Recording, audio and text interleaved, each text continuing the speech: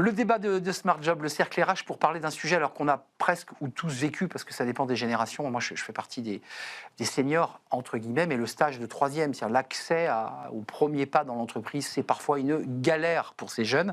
Pour ceux qui n'ont pas de réseau, dont les parents n'ont pas de contact, ils sont parfois isolés, c'est très compliqué d'accéder à ce stage. Et pourtant, qu'il est utile ce stage, parce qu'on voit de grandeur nature des salariés, une entreprise, on va manger à la cantine, on partage des choses, et on en parle avec mes invités.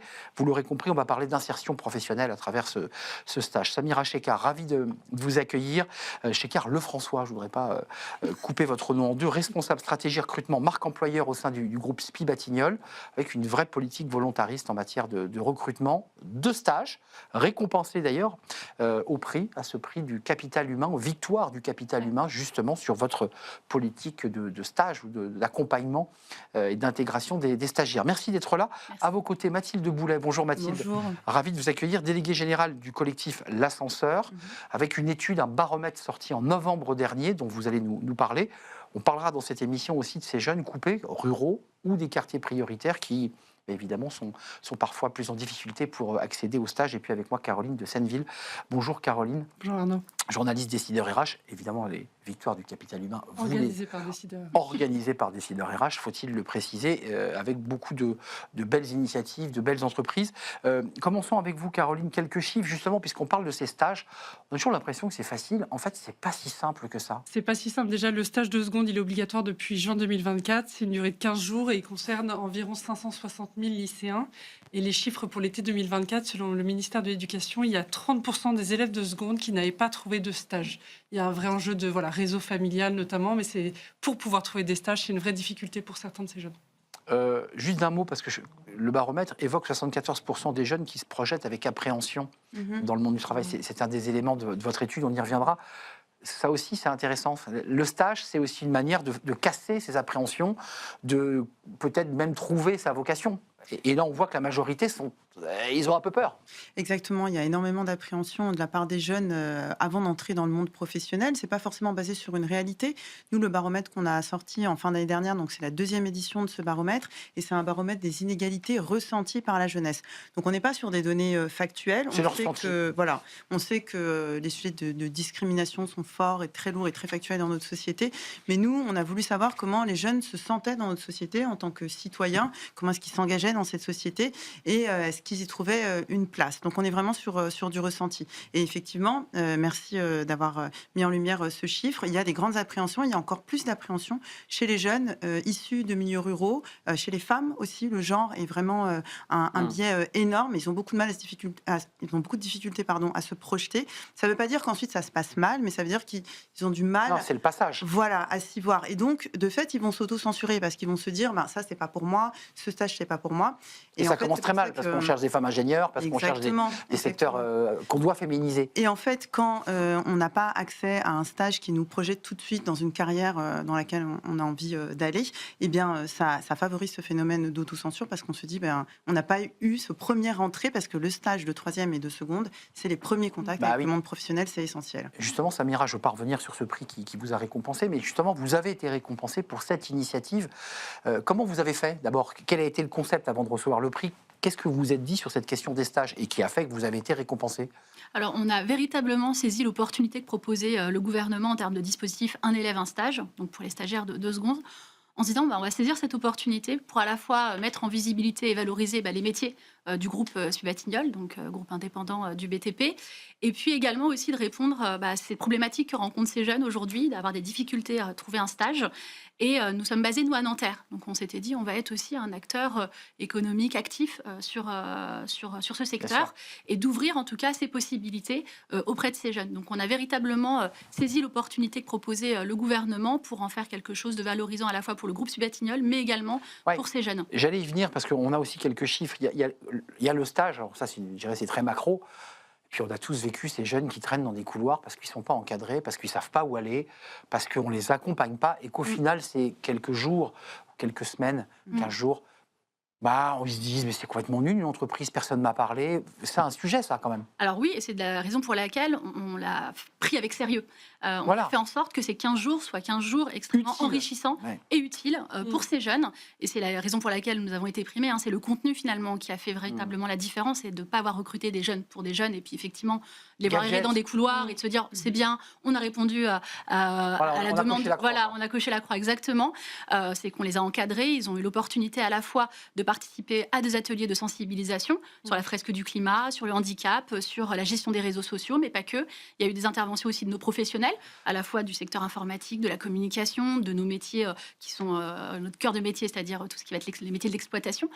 Ils ont participé également à des visites de chantier. Ils sont intervenus dans des ateliers aussi également. Donc, on a fait en sorte que ces 15 jours soient 15 jours extrêmement enrichissants pour eux. Et je fais une passerelle parce qu'on a aussi, Caroline a des chiffres sur les inégalités sociales Mhm. et donc la difficulté d'y accéder, avec peut-être des choix géographiques, de choix d'origine. Vous parliez de Nanterre, Alors, des jeunes peut-être plus en difficulté à qui vous avez tendu la main pour faire le pont. Alors en effet, il a fallu effectivement, ils ont eu l'opportunité, ces jeunes, de pouvoir candidater sur la plateforme Un élève, un stage. Donc cette plateforme est mise à disposition par le gouvernement. Nous, on a mis effectivement notre offre qu'on allait proposer du coup à ces jeunes. Malheureusement, on était effectivement limité en Ah oui. termes de volume. Ça, c'est l'entonnoir, ouais. Exactement. Donc on a fait en sorte de favoriser également ces jeunes qui sont issus autour de Nanterre, parce qu'il y a aussi un sujet d'accessibilité. Donc on ne pouvait pas se permettre de prendre des Exact. jeunes qui habitent trop loin pour des raisons de sécurité. C'est un gros sujet. Exactement. Qui vient le chercher, qui l'accompagne, à Exactement. quelle heure je sors de l'entreprise. Voilà. Est-ce qu'il est d'ailleurs, c'est un vrai sujet, est-ce qu'il est responsable, l'entreprise est responsable de lui comme un salarié s'il a un accident, par exemple? Oui, donc c'est l'assurance civile de l'entreprise, tout simplement, qui prend en charge. 36% des jeunes, ça c'est toujours votre étude, et là ça devient intéressant puisqu'on a aussi de notre côté, avec Caroline, des chiffres, considèrent que les dynamiques inégalitaires les empêchent d'accéder à des opportunités. J'aurais posé le sujet à l'envers. Est-ce que favoriser ces stages, des vrais stages utiles, est justement là aussi une manière de faire tomber ce mur de l'inégalité?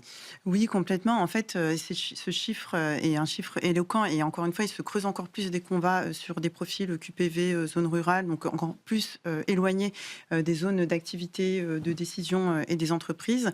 Et en fait, grâce au stage, on arrive vraiment à dire à ces jeunes qu'ils ont aussi leur place à cet endroit.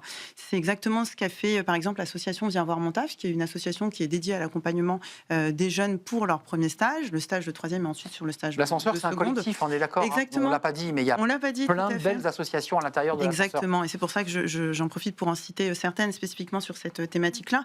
Mais c'est des assos qui travaillent sur des sujets d'orientation, parce que ça commence déjà à cet endroit-là, sur des sujets d'insertion professionnelle, d'entrepreneuriat, d'éducation, accès à la culture, au sport et engagement citoyen des jeunes. C'est vraiment un accompagnement qui peut être global de la part de plusieurs assos. Mais pour revenir sur Viens voir mon taf, c'est une association qui justement permet d'avoir des stages, comme vous l'évoquiez à l'instant, qui soient des stages complets, utiles, avec des rencontres qui soient variées. Parce qu'en fait, il y a beaucoup de jeunes qui ne savent pas déjà que dans les entreprises, il y a plein de métiers.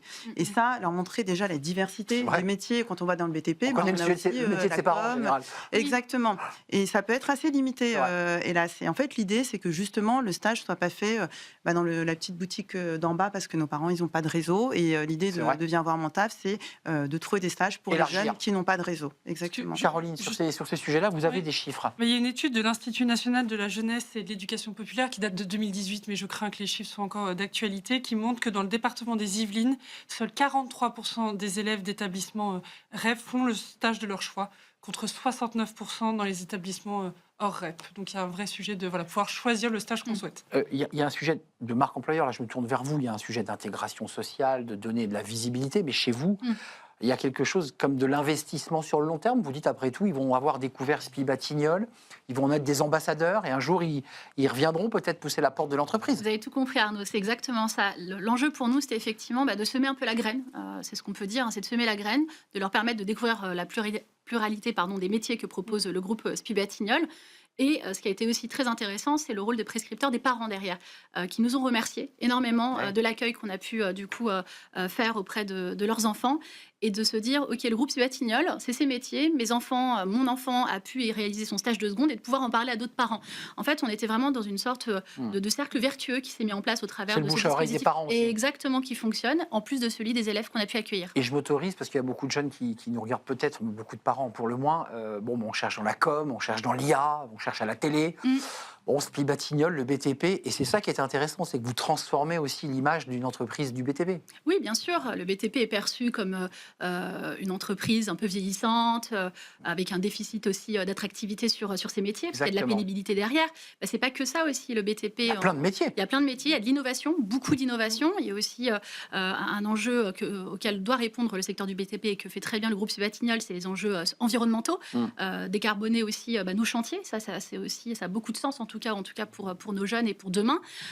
C'est pas effectivement qu'être sur un chantier. Aujourd'hui, on fait en sorte de modifier ses conditions de travail pour être beaucoup plus attractif auprès de ces jeunes.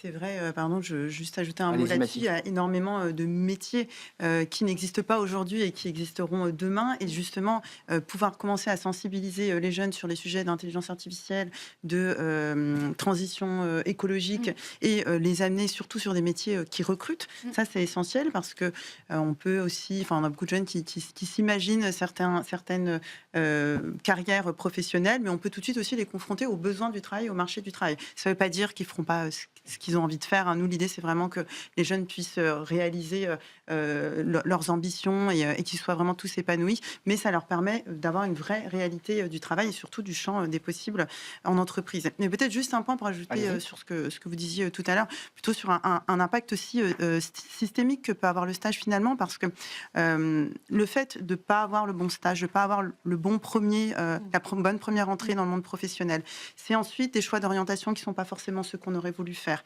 Et c'est une frustration. La frustration, ça crée quoi? Ça crée du ressentiment. Et aujourd'hui, on est dans une société qui est fracturée, on le sait. Nous, le collectif de l'ascenseur, notre idée, c'est plutôt de fédérer. Ascenseur qui marche, on ne l'a pas dit. Il n'est pas en panne au rez-de-chaussée, votre ascenseur. Non, mais c'est important de le préciser. Hélas, l'ascenseur social ne va pas en s'améliorant dans la période actuelle.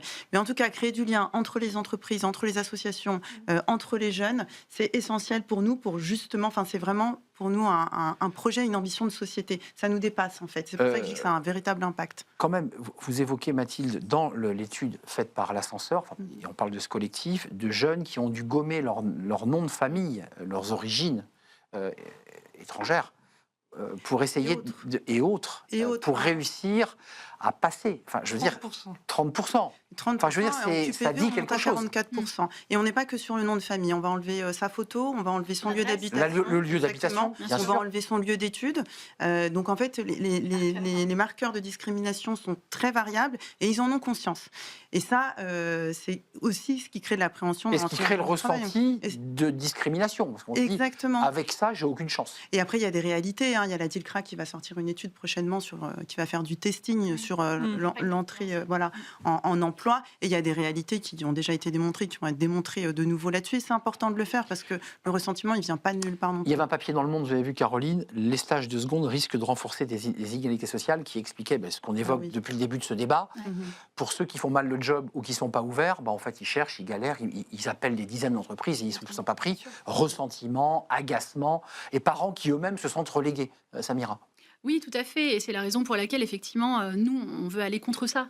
De se dire qu'aujourd'hui, le stagiaire de seconde est ouvert à tous et pas qu'aux enfants des salariés de l'entreprise. C'est souvent le cas. Parce que c'est souvent le cas, bien sûr, et c'est important de le dire. Et c'est la raison pour laquelle notre démarche a été extrêmement très ouverte pour répondre à la fois aux besoins de certains de nos collaborateurs qui cherchaient en effet des stages pour leurs enfants, mais pas que.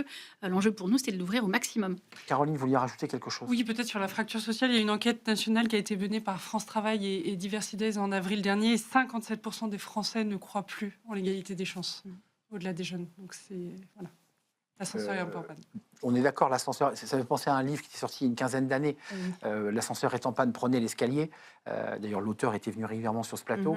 On fait comment pour le remettre en marche, l'ascenseur? Qu'est-ce qu'on fait? C'est des CV anonymes? Si on insiste pour que les stages aient du vrai contenu, un accueil humain, une écoute, on prend en compte ce jeune issu du monde rural ou des quartiers prioritaires?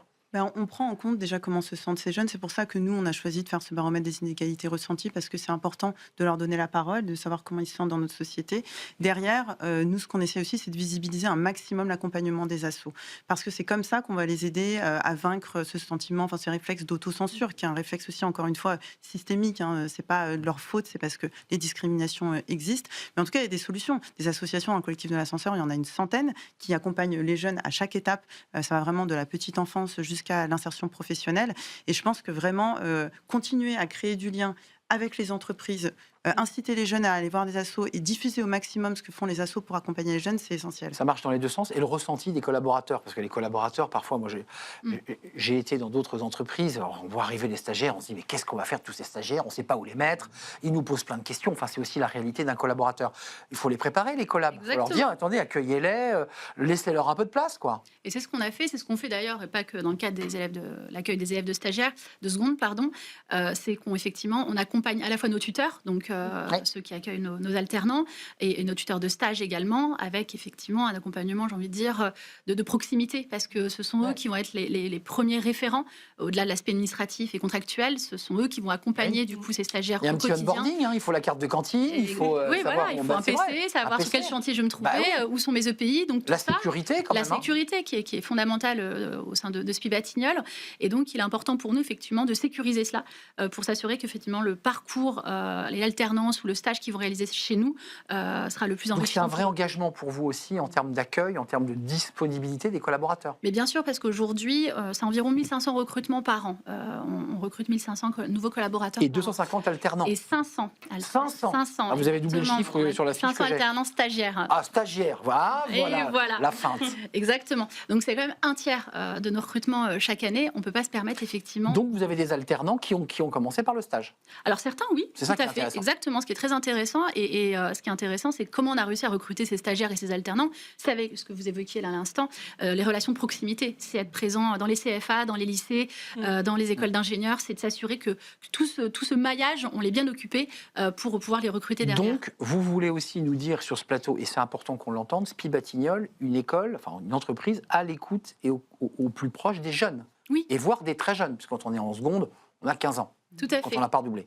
Tout à fait. Et on a un maillage territorial très dense. Donc, il est important pour nous d'occuper le terrain, j'ai envie de dire, parce que nos chantiers sont partout en France. Et donc, il est important d'être au plus près de ces acteurs locaux, de pouvoir dispenser des cours, de participer aux portes ouvertes et de valoriser nos métiers, la marque SPI Batignolles, et les recruter en stage, et ensuite, effectivement, en alternance, et ensuite, on l'espère, en CDI. On ne l'a pas dit, ça commence quand, les stages ? Il y a une saisonnalité du stage. Il y a plusieurs périodes. Il y a plusieurs périodes. Juin, et en général, d'ailleurs, quand ils ne trouvent pas de stage officiellement, ils peuvent aller dans leur lycée, mais sauf que le lycée est souvent monopolisé par les épreuves de bac.